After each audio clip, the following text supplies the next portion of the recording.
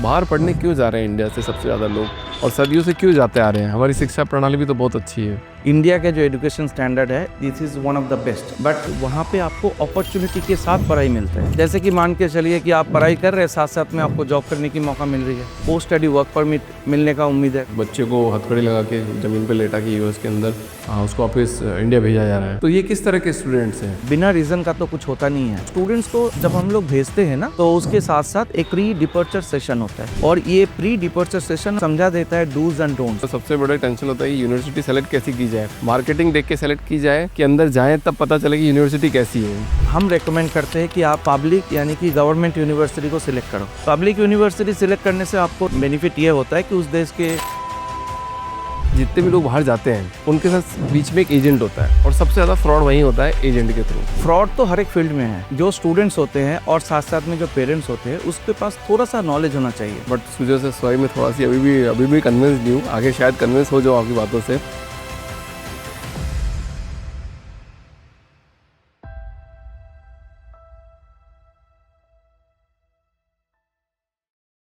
Sujay sir, yes. बहुत बहुत स्वागत है आपका द फाउंडर्स टीम के अंदर। नहीं Abhishek ji, thank you for calling me. क्या हाल है सर आपके? बढ़िया बढ़िया, आप कैसे हो सर? सुपर एकदम। आप बहुत सारे बच्चों को विदेश भेजते हैं, हमने सुना है। सिर्फ बच्चों को नहीं, साथ में उसके हस्बैंड या वाइफ को भी भेजते हैं। कभी कभी जो बच्चे नहीं होते हैं, मैरिड होता है, बच्चे होते हैं, तो पूरा फैमिली को भी भेजते हैं एजुकेशन वीज़ा पे। सब लोग क्यों जाएंगे पर एजुकेशन वीज़ा पे सर? एजुकेशन वीज़ा पे क्या है ना कि अगर मानो कोई वाइफ जा रही है पढ़ने के लिए, तो हस्बैंड को स्पाउस वीज़ा मिलता है, और साथ साथ में अगर आपका 2 बच्चे हैं तो ऑस्ट्रेलिया जैसे कंट्री में वो बच्चे को भी एक्सेप्ट कर लेते हैं। तो it's kind of student visa. तो कोई पढ़ने के लिए जा रहे हैं, उसके स्पाउस और बच्चे साथ में जाते हैं। पहला सवाल सर सुजय जी, ये तो एकदम रॉ बात हो गई, बट बाहर पढ़ने क्यों जा रहे हैं इंडिया से सबसे ज़्यादा लोग, और सदियों से क्यों जाते आ रहे हैं? हमारी शिक्षा प्रणाली भी तो बहुत अच्छी है। Of course what I believe personally, देखिए अभिषेक जी, कि हमारे इंडिया का जो एजुकेशन स्टैंडर्ड है this is one of the best, but हमारे इंडिया और बाहर में पढ़ाई का जो डिफरेंस है वो एक छोटा सा है। वो वहाँ पे आपको अपॉर्चुनिटी के साथ पढ़ाई मिलता है। जैसे कि मान के चलिए कि आप पढ़ाई कर रहे हैं, साथ साथ में आपको जॉब करने की मौका मिल रही है। आप पढ़ाई कर रहे हैं, उसके बाद आपको उस कंट्री में 2 साल 3 साल 4 साल पोस्ट स्टडी वर्क परमिट मिलने का उम्मीद है। सो दैट मीन्स क्या है कि आप वहाँ पे रह के बहुत कुछ सीख सकते हो। नॉट ओनली दैट, आप कमा भी सकते हो, वो पैसा इंडिया में लेके आ सकते हो और आके यहाँ पे भी अपना करियर को बिल्ड कर सकते हो। तो इस तरीके से जो बाहर पढ़ने जाते हैं ना, इट्स नॉट ओनली एजुकेशन, उसके साथ एक बहुत बड़ा अपॉर्चुनिटी जुड़े हुए हैं। और आप मतलब कम से कम 50-60 कंट्री के लोगों के साथ मिलते हो, तो उससे भी आपका एक बहुत बड़ा सीख होता है। Not only you learn from your class teacher, you learn a lot of stuff from your fellow classmates, because वहाँ पे क्या है ना अभिषेक जी, आपके उम्र के, हमारे उम्र के बंदे आपके साथ क्लास करेंगे। तो जिसके पास 10 साल 15 साल 20 साल का तजुर्बा है, तो उसके साथ अगर आप कोई प्रोजेक्ट कंप्लीट करते हो तो it gives you lot of experiences. But थोड़ा उसको अलग पर्सपेक्टिव से भी अगर देखें तो इंडिया भी 146 करोड़ लोगों को, हम लोग इंडिया में भी अपॉर्चुनिटी की कमी नहीं। Opportunity is equal to money. मतलब आप अगर गलत होता मेरे को बता सकते हैं कि ऋषि जी नहीं, opportunity is not equal to money. कुछ भी आप मेरे को काउंटर दे सकते हैं इसमें। सो मेरा मानना है कि opportunity is equal to money होता है। तो इंडिया में रहकर पढ़ाई करके काम धंधा करके सब काम क्यों नहीं कर सकते? वहाँ जाने का सिर्फ स्पेशल चीज़ क्या है? सिर्फ माइंडसेट है कि यार हमको ऑस्ट्रेलिया जाना है, कनाडा जाना है, या यहाँ जाना है, या फिर कुछ एक डिफरेंट पर्सपेक्टिव है लोगों का? ऑफ कोर्स देखिए क्या है ना कि जो पढ़ाई के साथ पार्ट टाइम जॉब के जो अपॉर्चुनिटी होता है, ये एक बहुत बड़ा बेनिफिट होता है स्टूडेंट्स के लिए, कि 20 घंटा ऑस्ट्रेलिया में 40 आवर्स पर फोर्टनाइट, ये जो वर्क अपॉर्चुनिटीज होता है, तो student starts earning money at the age of 19। जो 18 ईयर्स के बच्चे जाते हैं अंडर ग्रेजुएशन का, तो आप ये सोच के देखो, जब आप फर्स्ट पैसा कमाए उस टाइम पे आप ज़्यादा मैच्योर बन गए। The day you start earning money you become mature. तो उससे ये फ़ायदा होता है ना कि जब भी आप पढ़ाई करते हो, साथ साथ में अर्निंग भी करते हो, आपका मैच्योरिटी लेवल ग्रो करता है और आप इंडिपेंडेंट बन सकते हो, और साथ साथ में ये आपका एजुकेशन पे भी दिखता है, because now you are a mature kid and completing your graduation. But Sujay sir sorry, मैं थोड़ा सी अभी भी कन्विंस नहीं हूँ। आगे शायद कन्विंस हो जाओ आपकी बातों से कि मतलब मेरे को माइंड सेट समझने की कोशिश करनी है इस पॉडकास्ट में, ताकि मैं एक नया पर्सपेक्टिव लेके आ सकूँ समाज के सामने। मेरा तो यही है कि पुरानी विचारधाराओं को तोड़ो, नई विचारधारा को अपनाओ, फिर नई विचारधाराएं टूटेगी, फिर नया चीज़ आएगी। जैसे आपने भी अभी थोड़ी देर पहले बोला कि आप टोनी रॉबिन्सन को सुनते हैं, रॉबर्ट कियोसाकी को सुनते हैं, तो उनकी एक अलग विचारधारा सुनते है। भी नहीं है, हम उन लोगों से मिल चुके हैं। रॉबर्ट कियोसाकी का 20 जो बंदे का टीम है, उसके साथ 4 घंटा हमने स्पेंड भी किया है। राइट, तो आपकी एक नई मेंटेलिटी बनी होगी, नया पर्सपेक्टिव बना होगा चीज़ों को देखने का। तो मेरा भी यही है कि द फाउंडर्स ड्रीम और द पावरफुल ह्यूमंस चैनल के माध्यम से जितनी भी विचारधाराएं आज तक चली आ रही है, पहले तो उसको समझेंगे अपन कि क्यों चली आ रही है। फिर अगर उससे अगर कोई बेटर चीज़ कर सकते हैं तो वो करने का पर्सपेक्टिव है मेरा। तो एक ही है कि भैया ताकि ज़्यादा से ज़्यादा लोग आगे बढ़ सकें, फटाफट आगे बढ़ सकें और जल्दी सीख सकें इस पॉडकास्ट के माध्यम से। तो वो बस वो एक ब्रेनस्टॉर्म करके तोड़ने की कोशिश कर रहा हूँ मैं। अच्छा, यहाँ पे एक बात बताओ सर, कि जितने भी लोग बाहर जाते हैं हम्म। उनके साथ बीच में एक एजेंट होता है और सबसे ज़्यादा फ्रॉड वहीं होता है एजेंट के थ्रू। अब वहाँ कैसे बचा जाए? देखिए, फ्रॉड तो हर एक फील्ड में है, चाहे वो हमारे फील्ड में है, चाहे दूसरे फील्ड में है। तो यहाँ पे जो स्टूडेंट्स होते हैं और साथ-साथ में जो पेरेंट्स होते हैं, उसके पास थोड़ा-सा नॉलेज होना चाहिए कि आप कहीं किसी के साथ बात कर रहे हो, तो पहले आपको कुछ नॉलेज होना चाहिए, तब जाके उनसे बात करो। देखो, फ्रॉड कहाँ पे होता है? आपके डॉक्यूमेंट्स लेके तो कोई नहीं भागेगा, आपके पैसा लेके भाग सकता है। तो जो जेन्युइन एजेंट्स होते हैं, वो कभी स्टूडेंट से पैसा नहीं लेते हैं। फॉर एन एग्जांपल, आपको किसी यूनिवर्सिटी यूके में एडमिशन मिल गया है, तो आप पहले यूनिवर्सिटी से अगर डायरेक्ट ईमेल नहीं आया है यूनिवर्सिटी के पोर्टल से आपके पास, तो आप कभी भी उस यूनिवर्सिटी में फंड ट्रांसफ़र मत करो या फीस मत करो, क्योंकि आज के दिन में हर एक यूनिवर्सिटी एजेंट को भी ईमेल करता है ऑफर लेटर, और साथ-साथ में सीसी करता है स्टूडेंट्स को। ये एक सबसे बड़ा चीज़ है कि डायरेक्टली यूनिवर्सिटी से आपके पास ऑफर लेटर आया। फिर अगर एजेंट कहता है कि आप मुझे पैसा दे दो, हम ट्रांसफ़र करेंगे, this is the wrong way. क्योंकि हर ऑफर लेटर में पेमेंट ऑप्शन लिखा रहता है कि यहाँ पे क्लिक करके आपको पेमेंट करना होता है। और हमेशा पेमेंट जो करना है यूनिवर्सिटी में, या तो खुद के अकाउंट से करो, नहीं तो पेरेंट्स के अकाउंट से। किसी थर्ड पार्टी के अकाउंट से मत करो। बहुत सारे एजेंट्स स्पेशली नॉर्थ इंडिया में जो होता है, वो कहता है कि आप मुझे 10 लाख दे दो, हम ट्यूशन फीस देते हैं। So this is not the way. हो सकता है आपके ट्यूशन फीस 12 लाख हो सकता है आपके ट्यूशन फीस 6 लाख हो। जो भी फीस है, आप अपने अकाउंट से पेमेंट करो। इवन आफ्टर दैट, अगर आपको वीज़ा जब अप्लाई करना है, तो जो वीज़ा फीस होता है ना, वो भी एजेंट को मत दो। वीज़ा फीस भी आप अपने डेबिट कार्ड या क्रेडिट कार्ड से एम्बेसी को पे करो। तो यानी कि जो हर एक फुल पेमेंट है, ये पूरा पेमेंट अपने अकाउंट से करो, किसी थर्ड पार्टी के थ्रू या एजेंट को मत दो। इसका 2 बेनिफिट है। एक बेनिफिट है कि यू आर सेफ, कि कहीं पे फ्रॉड नहीं हो रहा है। दूसरा है कि देखिए, अगर आप वीज़ा अप्लाई करते हैं, there are 3 possible ways. Number 1, आपका वीज़ा आ गया। नंबर 2, आपका वीज़ा रिफ्यूज़्ड हो गया। नंबर 3, आपका वीज़ा भी आ गया, but because of some circumstances you are unable to go to that country. तो अगर फर्स्ट है, आपका वीज़ा आ गया, आप चले गए, तो इट्स गुड। बट अगर आपका वीज़ा नहीं आया या आप जा नहीं पाए, तो आपको तो रिफंड मंगवाना है। तो अगर आप अपने अकाउंट से पेमेंट करेंगे, तो रिफंड आना बड़ा आसान होता है। The way it went to abroad, same pathway में यूनिवर्सिटी रिफंड कर देती है। अच्छा, वापस पैसा भी आ जाता है? हाँ, of course, of course. India में तो रिटर्न करते ही नहीं है। हाँ, नहीं, नहीं, नहीं, नहीं। आप अगर हम धीरे-धीरे आपसे भी डिस्कस करेंगे, और स्टूडेंट्स को भी पता, यंग एस्पिरेंट्स को भी पता चलेगा क्या करना है, क्या नहीं करना है। तो उससे क्या है कि आपका ट्यूशन फीस इज़ 100% सिक्योर्ड। और अगर आपके वीज़ा नहीं आता है, और अगर आप फ्रॉडुलेंट एक्टिविटीज़ नहीं किए हैं, तो ऑलमोस्ट 99% यूनिवर्सिटी आपका फुल फीस रिफंड करता है, और बाकी यूनिवर्सिटीज़ मैक्सिमम आपका जो भी है $20 to $50 इक्विवेलेंट पैसा लेते हैं टू ट्रांसफर द मनी। तो आपके ट्यूशन फीस सिक्योर्ड होता है। लेकिन आपका ये जो सवाल है, इसके साथ एक चीज़ और हम ऐड करना चाहते हैं कि फ्रॉडुलेंट कंसल्टेंसी जैसा है, फ्रॉडुलेंट स्टूडेंट्स भी हैं। तो ये फ्रॉडुलेंट स्टूडेंट्स हमारे इंडस्ट्री को और ख़राब कर रहा है, क्योंकि the students with fraudulent academic documents, the students with fraudulent financial documents, तो इससे क्या होता है कि जो जेन्युइन स्टूडेंट्स होता है, कभी-कभी उसका भी वीज़ा रिजेक्ट हो जाता है। कभी-कभी उसको भी यूनिवर्सिटी ज़्यादा स्ट्रिक्टली ट्रीट करता है। तो नॉट ओनली ये फ्रॉडुलेंट एजेंट्स, बट हमें फ्रॉडुलेंट स्टूडेंट्स से भी डील करना होता है। बट देखिए, हमारे तो 24 ईयर एक्सपीरियंस है। हमारे साथ जो टीम है, वो हमारे साथ 15-20 साल से जुड़े हुए हैं। वो अगर किसी स्टूडेंट से 2 मिनट भी बात करेगा, उसको पता चल जाएगा कि ये एकेडमिक जेन्युइन है, फंड उसके पापा के हैं या किसके है। तो not only fraudulent agent, but there are lot of fraudulent students as well. who is spoiling this market. तो ये भी एक तस्वीर बड़ी वायरल हो रही है, एक बच्चे को हथकड़ी लगा के ज़मीन पे लेटा के यूएस के अंदर उसको वापस इंडिया भेजा जा रहा है। तो आपने देखी वो तस्वीर? हाँ हाँ, देखा है। तो ये किस तरह के स्टूडेंट्स हैं? कोई मतलब जैसे सेंटिमेंट्स ऐसे चल रहे हैं कि अरे देखो स्टूडेंट्स को कितनी बुरी तरह से करा जा रहा है, वो बोल रहा है कि मैं फ्रॉड नहीं हूँ, मैं करप्टेड नहीं हूँ, मैंने कुछ नहीं किया है। तो ये किस तरह के स्टूडेंट्स होते हैं जिनके साथ पुलिस इस तरह का बर्ताव करती है बाहर अब्रॉड के अंदर? देखिए, वैसे तो इस तरीके से मतलब इस तरीके का व्यवहार तो बहुत कम होता है। अगर आप देखोगे इंडिया से अगर हर साल 4 लाख 5 लाख स्टूडेंट बाहर जाता है, सिर्फ यूएस में तो नहीं जाता, US, Australia, Canada, UK, Dubai, Europe हर जगह जाते हैं। तो शायद साल या 2 साल में ऐसा 1-2 कहानियाँ सामने आता है। बट देखिए, जब तक इस बात को पूरा हम नहीं जानेंगे तो इसमें हमें बोलना भी मुश्किल है। बट किसी भी कंट्री के पुलिस इतना रूड नहीं होता है और किसी मतलब बिना रीज़न का तो कुछ होता नहीं है। तो और हो भी सकता है कि ही इज़ अ विक्टिम, अगर उसने कुछ किया नहीं है।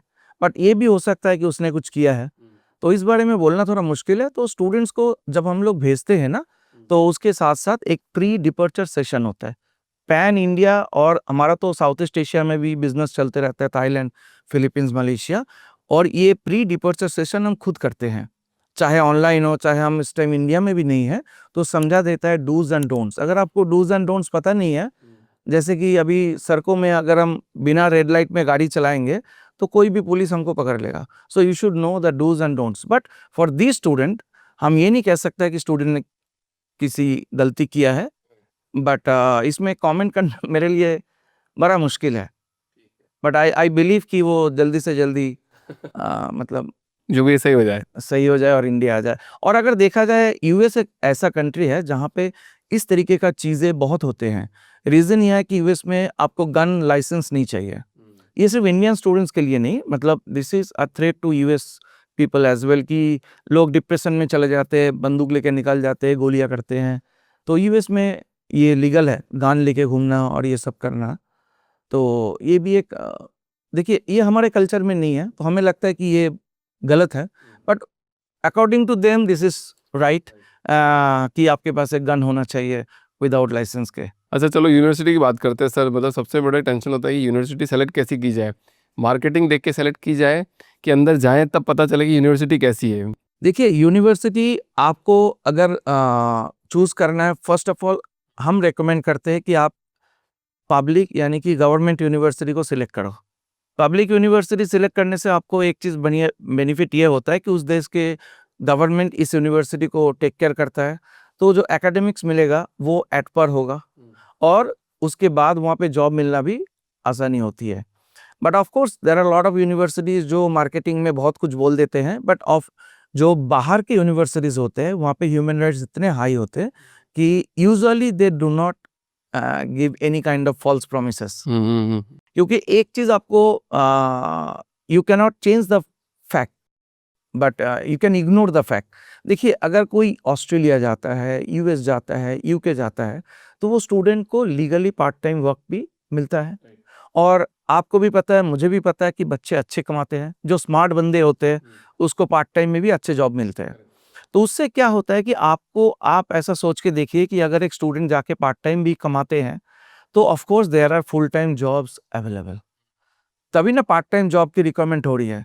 तो अगर कोई बोलता है कि हमारे यहाँ पे पढ़ोगे तो 100% जॉब मिलेगा, so that is equally true. अच्छा सुजय सर, जब भी आप कोई यूनिवर्सिटी सेलेक्ट करते हो, बड़ी यूनिवर्सिटी, छोटी यूनिवर्सिटी, तो अगर किसी ने बहुत अच्छी यूनिवर्सिटी सेलेक्ट करी तो उसको बहुत अच्छा पैकेज मिलेगा और किसी ने बहुत छोटी यूनिवर्सिटी सेलेक्ट करी तो उसको कम पैकेज मिलेगा। इसमें कोई डिफरेंस? देखिए, ऑफ कोर्स अगर अच्छी यूनिवर्सिटीज़ है, वहाँ पे आप पढ़ाई करोगे तो इनिशियल जो आपको जॉब मिलेगी वो उसका पैकेज अच्छा होगा।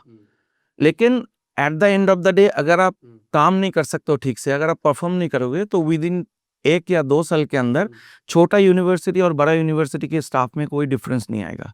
बिकॉज़ आज के दिन में जो काम कर सकता है ठीक से, उसी को सैलरी ज़्यादा मिलता है, उसी को रेज़ मिलता है, उसी को प्रमोशन मिलता है। फॉर एन एग्ज़ाम्पल आप सोच के देखो, आप एक ओनर हो किसी कंपनी का या बॉस हो, आपके अंडर में 10 एम्प्लॉयी है, आपके पास एक नया प्रोजेक्ट आया, तो आप किसके साथ काम मतलब वो प्रोजेक्ट किसको दोगे? जो आपको लगेगा कि हाँ, ये खुशी-खुशी मेरा प्रोजेक्ट ले सकता है और ज़रूरत पड़े तो रात को 10 बजे भी रह जाएगा, इसको कंप्लीट करके मुझे देगा।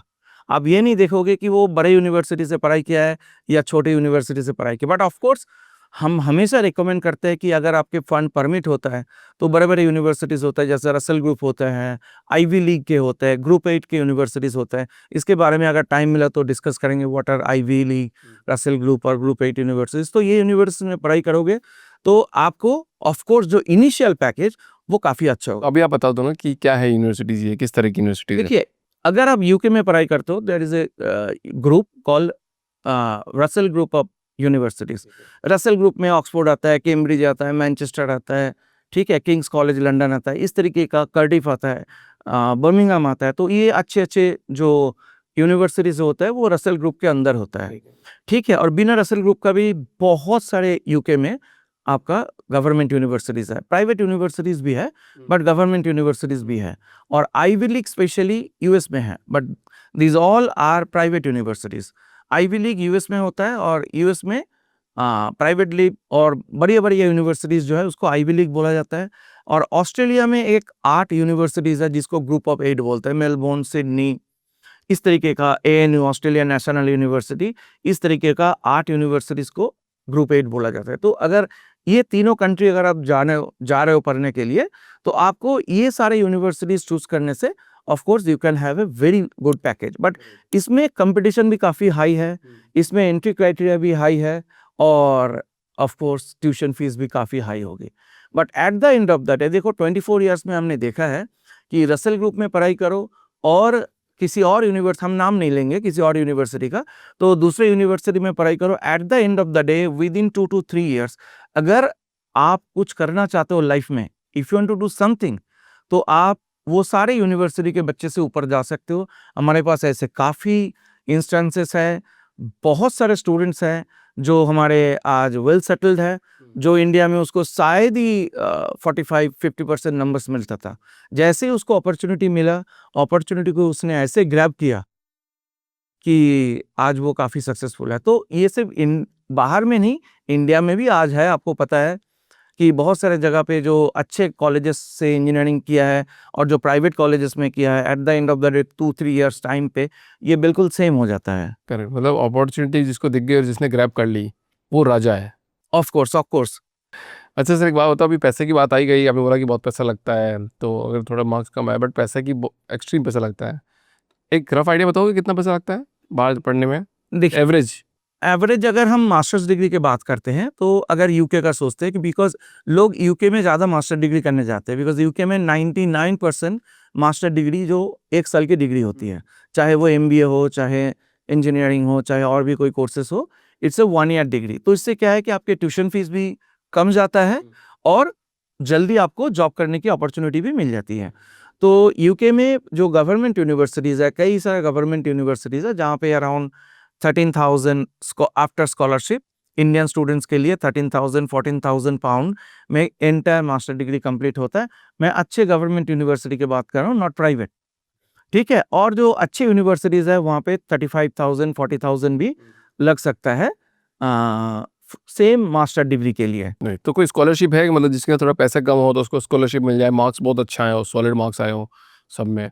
ऑफ कोर्स, देखिए एक्चुअली अगर देखा जाए स्कॉलरशिप जो है वो रसल ग्रुप और बड़े यूनिवर्सिटीज़ में अच्छा रिजल्ट है तो उसको स्कॉलरशिप मिलता है। बट स्कॉलरशिप के लिए कुछ आपको इंटरव्यूज़ के थ्रू जाना पड़ता है कि बहुत सारे इंटरव्यूज़ आपको एक के बाद एक क्लियर करना होता है। तो इसलिए रसल ग्रुप में जो ज़्यादा मैच्योर्ड होता है ना, उसी को ज़्यादा स्कॉलरशिप मिल जाता है। और इजी है कि टफ है सर? मतलब एकदम नॉर्मल भाषा में बताओ कि मतलब कितना टफ है स्कॉलरशिप लेना?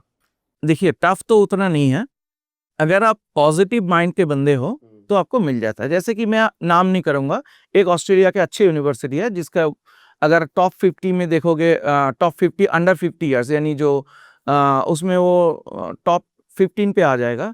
उसके एक इंजीनियरिंग फैकल्टी के डीन के साथ मेरा बात हो रहा था आज से, लॉकडाउन से पहले जब हम ऑस्ट्रेलिया गए थे, तो डीन कह रहा था कि देखिए डीन के पास स्कॉलरशिप है जो एडिशनल 50% दे सकता है फ्रॉम द सेकेंड सेमेस्टर। उसका कहने का मतलब था कि देखो सुजॉय, हम उन लोगों को स्कॉलरशिप देते हैं जो ब्राइट है, उसको नहीं, जो मुझे लगता है कि ये बंदा लाइफ में बहुत आगे जाएगा। Human dependent scholarship.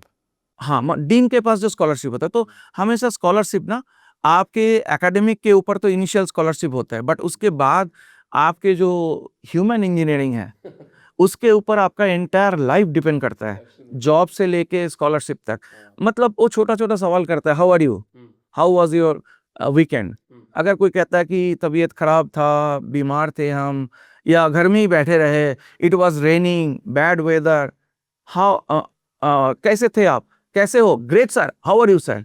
सो उसको ऐसे इंथुजियास्टिक बंदे चाहिए। एक बहुत बड़ा एग्जांपल शेयर करता हूँ। एक बार क्या हुआ, एक कंपनी में एक एचआर ने एक बंदे को मैसेज किया कि we have a opening, what are you doing now days, मतलब can you come today tomorrow. So उसने बंदे ने रिप्लाई किया कि मैं बर्थडे बनाने जा रहा हूँ। अच्छा। तो फिर उसे बोला okay thank you, we are just checking your brain. मतलब आप क्या सोचते हो, अब अपॉर्चुनिटी सर इंडिया में वैसे ही 100% मार्क्स लाने वाले तो 100 बच्चे हैं, बिल्कुल मेरे ख्याल 100 में से 105 जो लाएगा वही अभी आगे बढ़ेगा।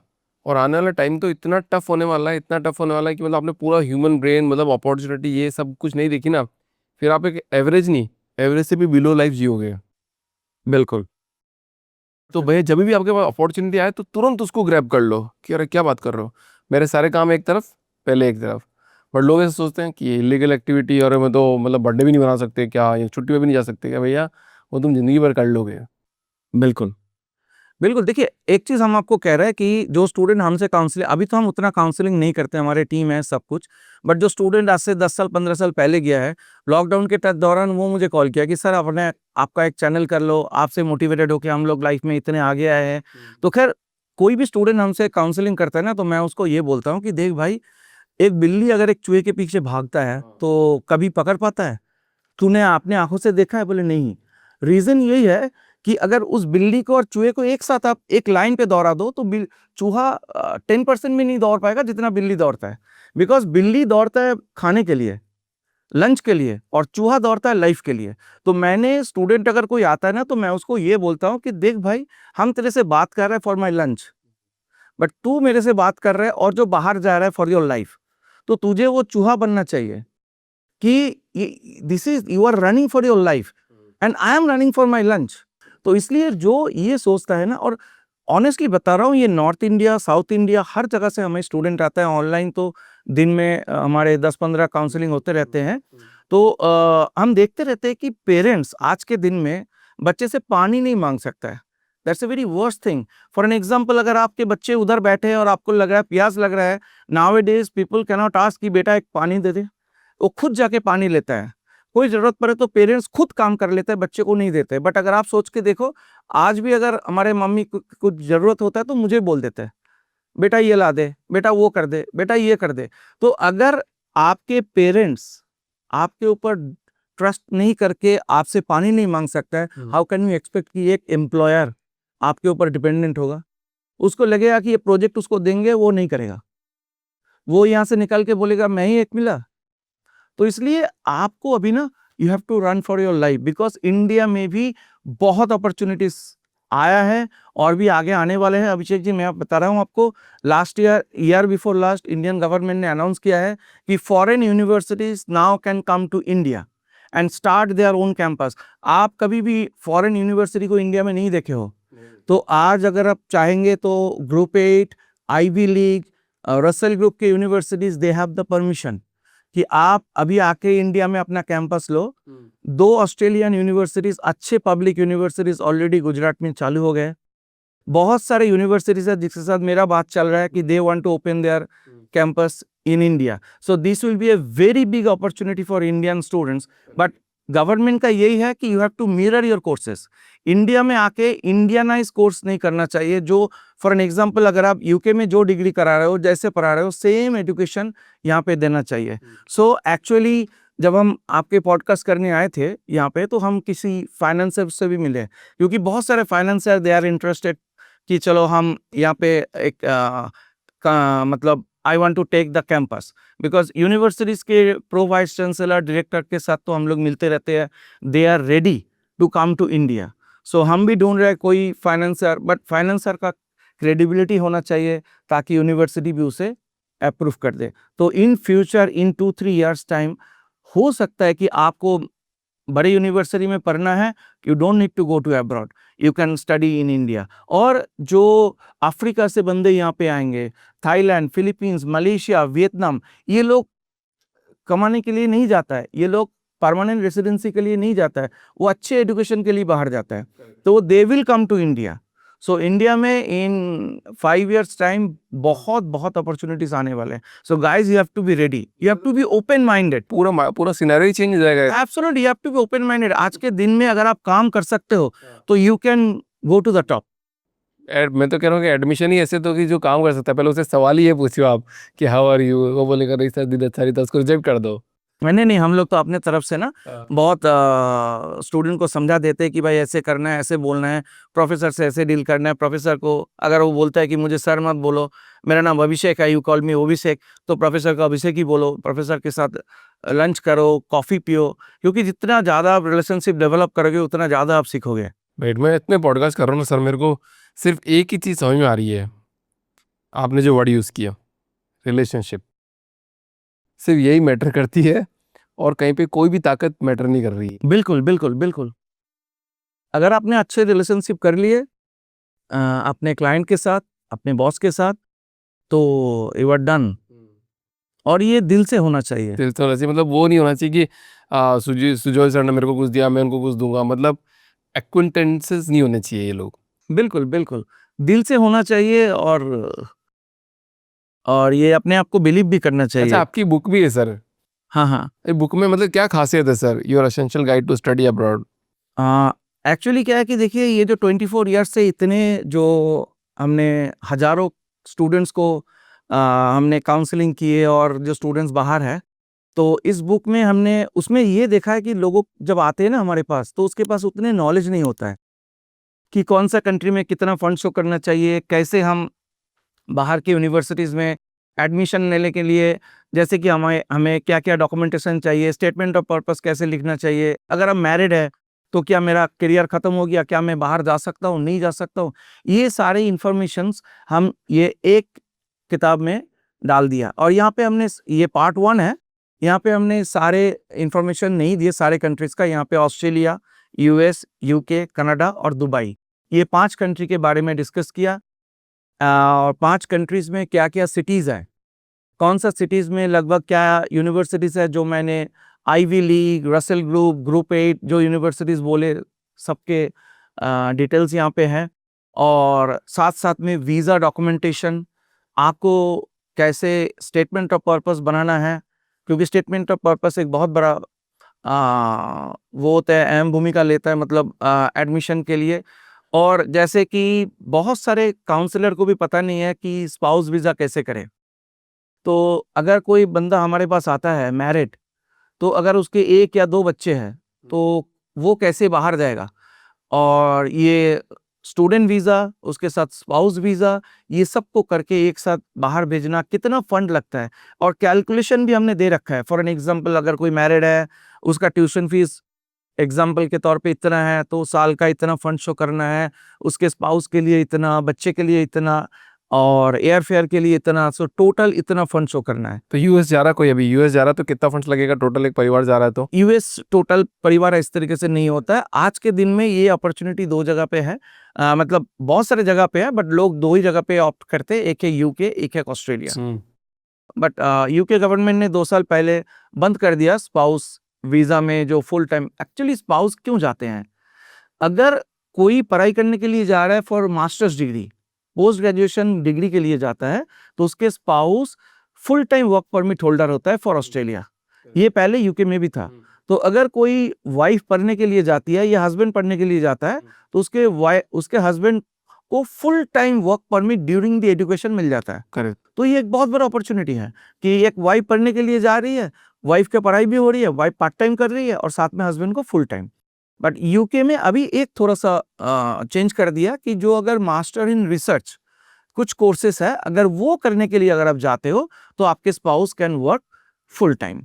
तो इस तरीके से इस बुक पे सारे गाइडेंस है कि कितना फंड शो करना है और किस तरीके से शो करना है, कौन शो कर सकता है। जैसे ऑस्ट्रेलिया में पेरेंट्स, ग्रैंड पेरेंट्स शो कर सकता है, अपने सिस्टर मतलब सिबलिंग्स शो कर सकता है, बट यूके में only parents and students.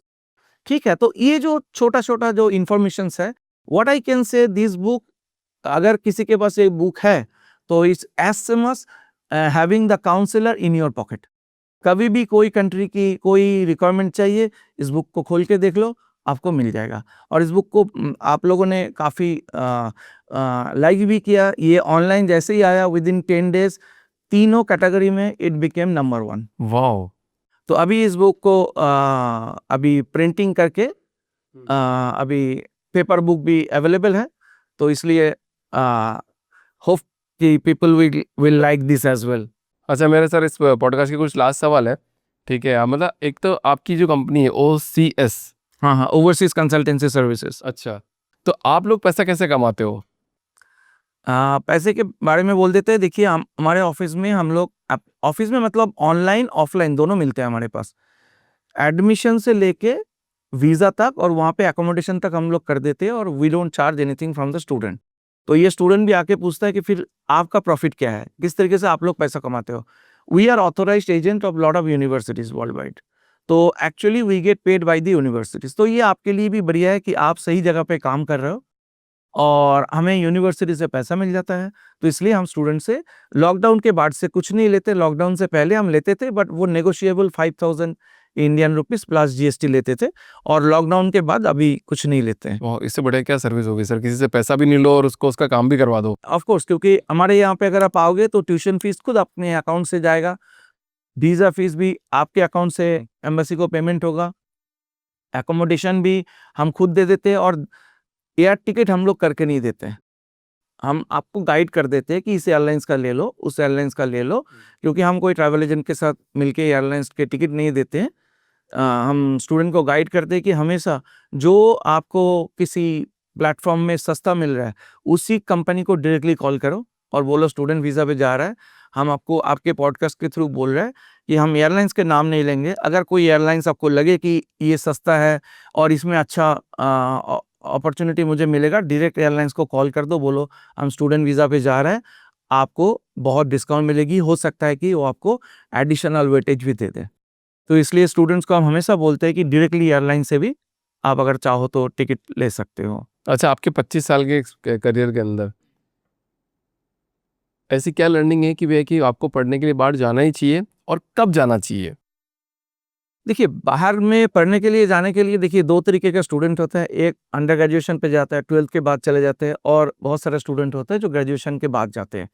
Graduation के बाद जाना भी ठीक है, बट हमारा ये फाइंडिंग है कि जो अंडर ग्रेजुएशन लेवल पे जाते हैं ना आफ्टर 12, तो उसको ज़्यादा बेनिफिट मिल जाता है। रीज़न ये है कि देखिए वो एक लॉन्ग टर्म रहने के लिए उसको मौका मिलता है, और जो first level of education graduation वो उसी कंट्री में पढ़ाई करता है, तो उसके जो रहन-सहन, उसके जो एटिकेट वो बहुत जल्दी सीख जाते हैं। तो उसके बाद कई सारा स्टूडेंट क्या करते हैं कि परमानेंट रेसिडेंशियलशिप ले लेते हैं, तो मास्टर डिग्री ऑलमोस्ट फ्री हो जाता है। तो अंडर ग्रेजुएशन, पोस्ट ग्रेजुएशन दोनों में जा सकते हैं, बट वी हाईली रिकमेंड कि 12 के बाद जाओ। बट आज एक नया ट्रेंड आ गया है कि लोग 11th के बाद ही जाना चाहते हैं, क्योंकि जो बड़े यूनिवर्सिटीज़ होते हैं उसमें कभी-कभी क्या होता है कि 12th के बाद स्कॉलरशिप मिलना थोड़ा मुश्किल हो जाता है। तो 11th के बाद कई सारा स्टूडेंट हमारे पास आ जाते हैं, तो 11th के बाद वो फाउंडेशन प्रोग्राम में अच्छे-अच्छे यूनिवर्सिटी में चले जाते हैं। तो उसी यूनिवर्सिटी में फाउंडेशन किया, फिर लीडिंग टू ग्रेजुएशन। इसलिए उसको कोई ईयर लॉस नहीं होता है। जो यहाँ पे 12 करना था, वो वहाँ पे फाउंडेशन कर रहा है। करेक्ट। आज आप स्टूडेंट टच में आपसे? स्टूडेंट्स ऑफ कोर्स वीज़ा के बाद तो हर कोई टच में होता है, 1 डेढ़ साल तो टच में रहता ही है। उसके बाद नहीं रहते हैं? उसके बाद हम टच में नहीं रह सकते हैं। क्यों और क्यों? देखिए, इतने स्टूडेंट चले जाते हैं, फिर क्या होता है कि जैसे कि मानो हम लंदन चले गए, सिडनी चले गए, तो हम कभी बुला लेते हैं स्टूडेंट को कि आ जाओ, एक साथ सबको मिल लेते हैं। तो जैसे कि अगर कोई लंदन में आता है, तो हम अगर लंदन ब्रिज में स्टूडेंट को बोल देते हैं आ जाओ, तो वहाँ पे उसको ऐसे भी स्टूडेंट मिल जाएंगे जो 18-19 ईयर्स से लंदन में है। तो उससे उसको बहुत कुछ सीखने को मिलेगा, क्योंकि जो 18 ईयर्स लंदन में रहता है, वो कैसे वहाँ पे सर्वाइव किया, वो हम नहीं सिखा सकते हैं। तो हमारे ओसीएस जो फैमिली है, तो उस फैमिली के थ्रू उसको ये भी ऑप्शन मिल जाते हैं कि जो हमारे प्रीवियस स्टूडेंट्स हैं, उसके साथ जाके एकोमोडेशन, पार्ट टाइम जॉब के बेनिफिट्स, क्योंकि उससे भी हमने पैसा नहीं लिए थे। तो इसलिए उसको भी बोल देते कि भाई 10 स्टूडेंट जा रहा है, देख ले भाई कहीं अकोमोडेशन है तो सपोर्ट कर देना। तो पार्ट टाइम जॉब में ये इनिशियल जो लैंडिंग के बाद जो सपोर्ट होता है वो हमारे प्रीवियस स्टूडेंट काफ़ी स्टूडेंट को हेल्प कर देते और नेटवर्क बनते बनते ही बनता है, टाइम लगता है इन सब चीज़ों में कि भैया 10-15 बिल्कुल। साल 20 साल का टाइम लगता है। एक लास्ट मैसेज आपकी तरफ से सारे स्टूडेंट्स के लिए कि आने वाला टाइम ऑलरेडी बहुत टफ होने वाला है, तो क्या करना चाहिए?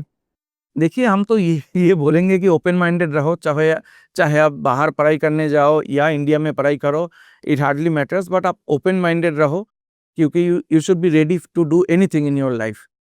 ठीक है ना? तो ओपन माइंडेड रहोगे, अपॉर्चुनिटी मिलेगा तो उसको छोड़ना मत, तो आप ज़रूर सक्सेसफुल बनोगे लाइफ में।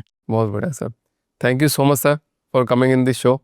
And thank you for inviting me. बहुत मजा आ गया बात करके। Thank you. I hope you enjoy the conversation. Absolutely, absolutely.